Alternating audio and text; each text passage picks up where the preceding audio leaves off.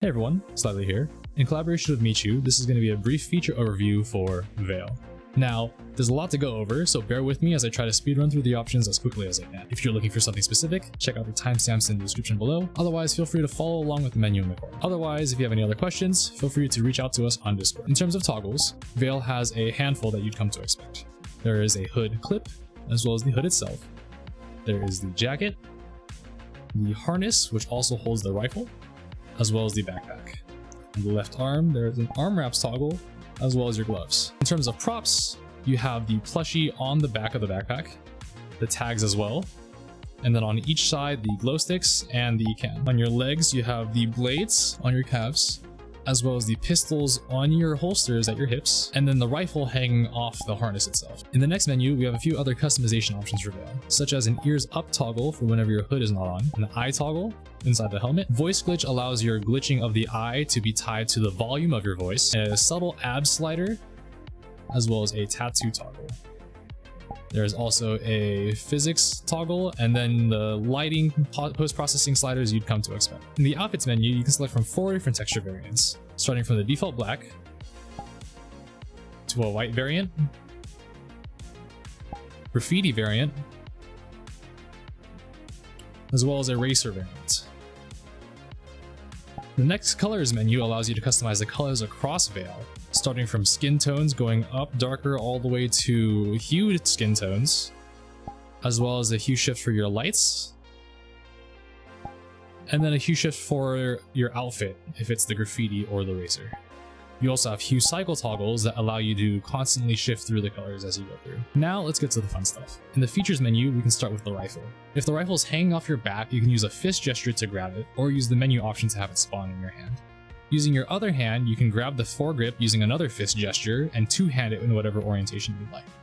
If you move close to the sight, you'll have a sight up here inside, and then I recommend holding a handgun gesture and then pulling in your index finger into thumbs up to fire the gun. That way you can fire the gun. By default, you'll start in fully automatic mode, right? As you fire, the gun will heat up on both the suppressor and the heat meter until eventually it will overheat and exhaust itself. You can also manually trigger both shooting and overheat in the menu. In the firing mode section, you can switch off of auto mode into burst fire mode, where it'll do 3-round bursts every single time you pull your trigger. Heavy mode is the fun one. Now, as you hold the trigger, you'll collect energy and fire a nice little beam. Now, if you're in auto or burst fire mode, keep in mind that the bullets actually interact with world pickups, so feel free to use them as target practice. In the settings menu, we have a wear on straps toggle, which is the same as the rifle toggle from earlier, just for your convenience. The no overheat toggle actually allows you to shoot indefinitely without having the gun exhaust itself and overheat, so just go crazy.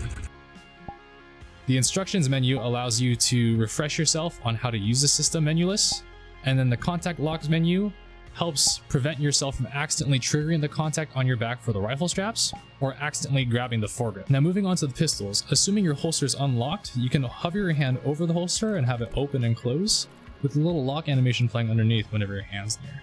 By doing a fist, you can grab it, open hand to spin, and then just like the rifle, thumbs up to fire it until it eventually overheats when you fire too many times. You can always use menu controls to make the pistol appear in your hand, as well as shoot and overheat. In the settings menu, you can toggle wear and holsters, which is the same toggle as before, and no overheat lets you spam, just like the rifle.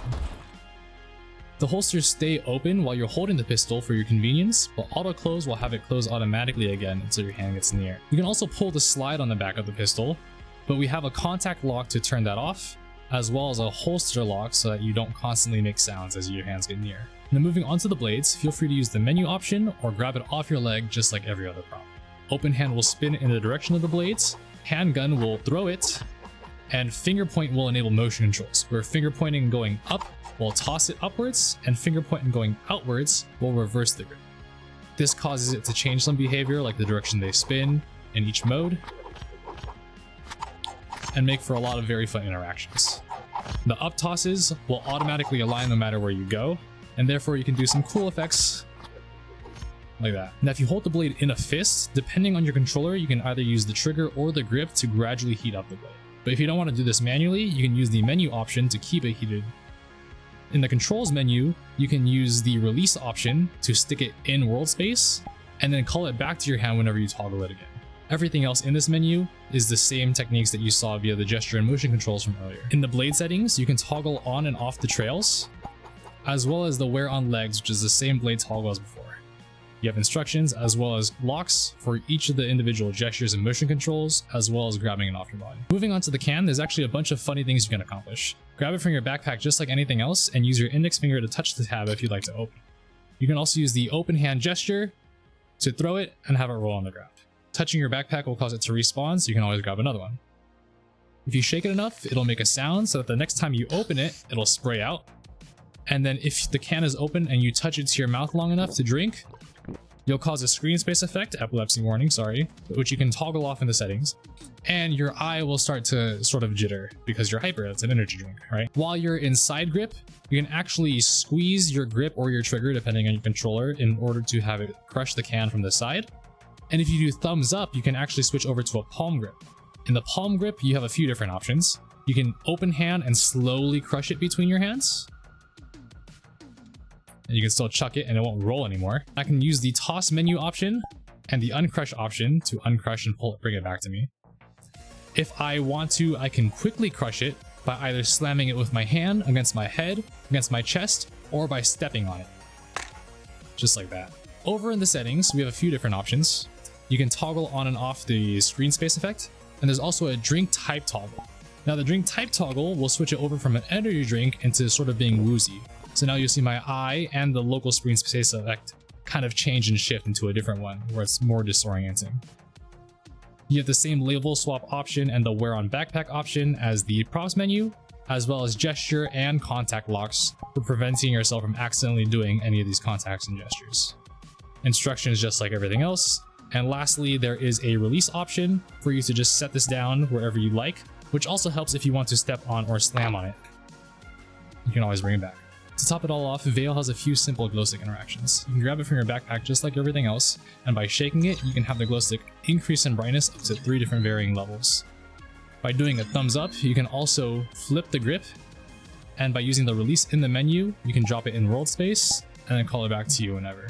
So it makes it a lot easier for whatever you want to shine light on. In the menu, we have another backpack grab lock, wear on backpack toggle just like before, and instructions. Now that pretty much covers all of the main systems. We do have a few more options, including invis that we have on every single avatar, as well as in the options menu, an audio link toggle, a sound effects toggle, and face lock. Now face lock does freeze your facial expressions, which despite not having a face, Veil does have some expressions. For example, fists, gesture weight in order to control your blinking, open hand doesn't do anything, finger point, victory, rock and roll, handgun, and thumbs up.